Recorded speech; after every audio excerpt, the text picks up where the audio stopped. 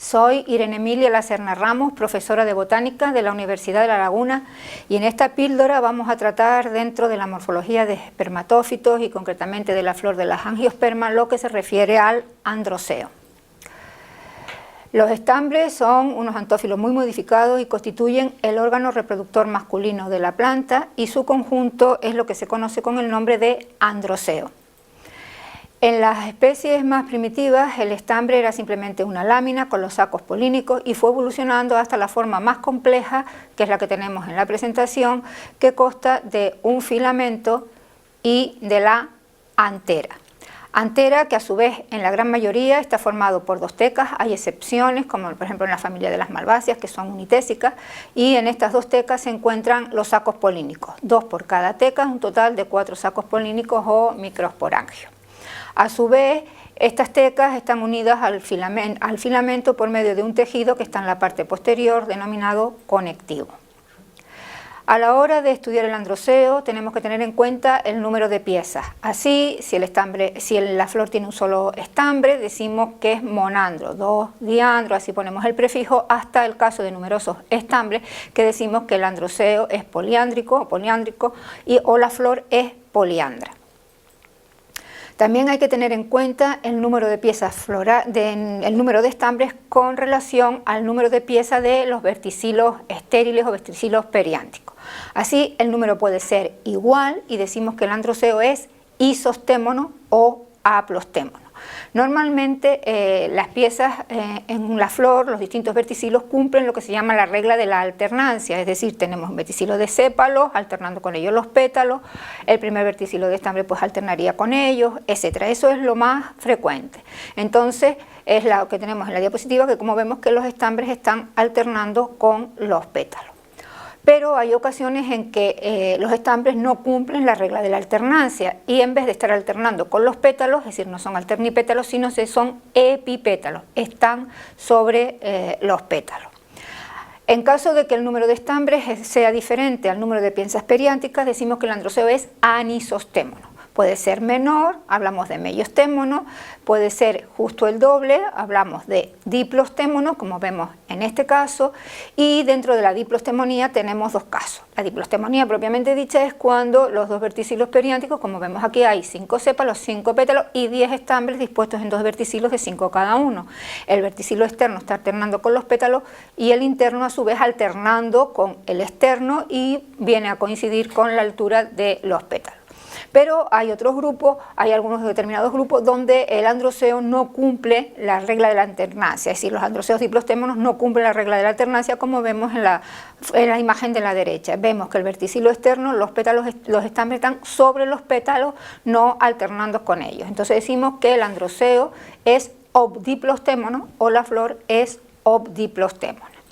Y luego tenemos la misma visión, como vemos aquí, arriba era tomada de lo alto y aquí tomada de perfil, vemos perfectamente la diplostemonía como el verticilo externo está alternando, el interno alternando con él, y en la obdiplostemonía vemos como el verticilo externo está sobre los pétalos y no alternando con ellos.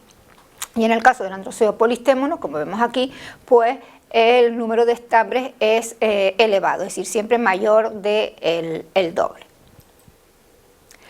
También hay que tener en cuenta si los estambres tienen todos el mismo tamaño o distinto tamaño. Cuando los estambres tienen el mismo tamaño se dice que la flor es homodínamo o el androceo es homodínamo, y cuando tienen distinto tamaño se dice que el androceo es heterodínamo.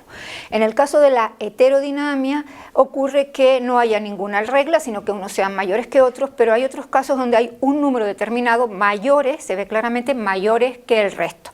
Entonces en ese caso pues tenemos que poner el prefijo numérico del número de estambres mayor, es decir, los que crecen con mayor fuerza, con mayor dinamia. Por ejemplo, tenemos el androceo didínamo, este que está aquí, donde vemos que hay 2 estambres mayores que el resto.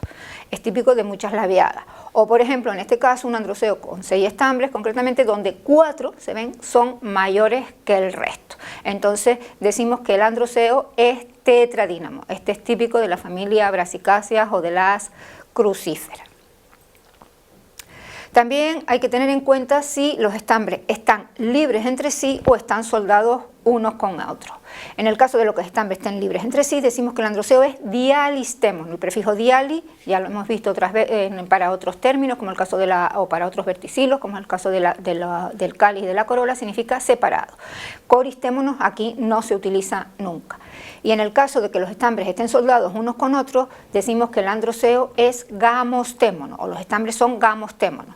El prefijo sinstémono no se utiliza, simplemente es solamente el de gamostémono.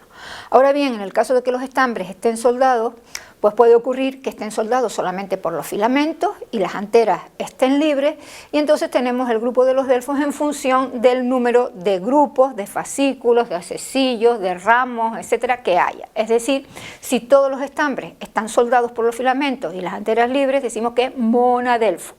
Si hay dos grupos, pues ponemos el prefijo di, 3, tri, tetra, penta, etcétera, hasta poliadelfo, es decir, pueden ser monadelfos, diadelfos, triadelfos, en función del número de acecillos, de racimos o de paquetitos o de grupos que haya.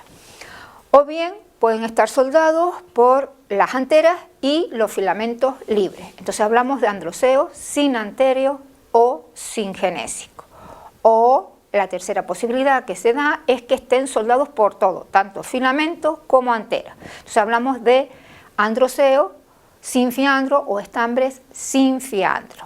También puede darse, o existe el caso de que estambres libres no salgan directamente del tálamo floral, sino que salgan del tubo de la corola, es decir, en corolas soldadas, es decir, gamopétalas o sin pétalas, los estambres están soldados al tubo de la corola. En ese caso decimos que el androceo es epicorolino, es decir, estambres soldados al tubo de la corola, en el caso de las corolas gamopétalas.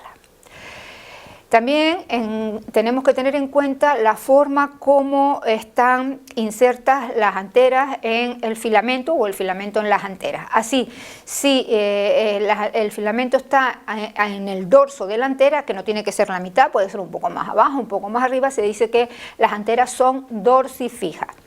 Si las anteras están unidas por la base al filamento, se habla de basifija, y si es por el ápice, apifija.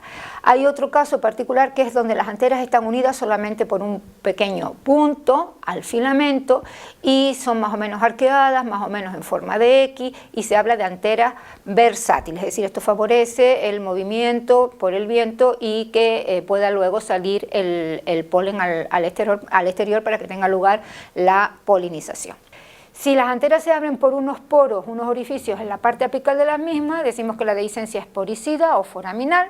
Si se abren de arriba abajo por una hendidura longitudinal, decimos que la dehiscencia es longicida o longitudinal.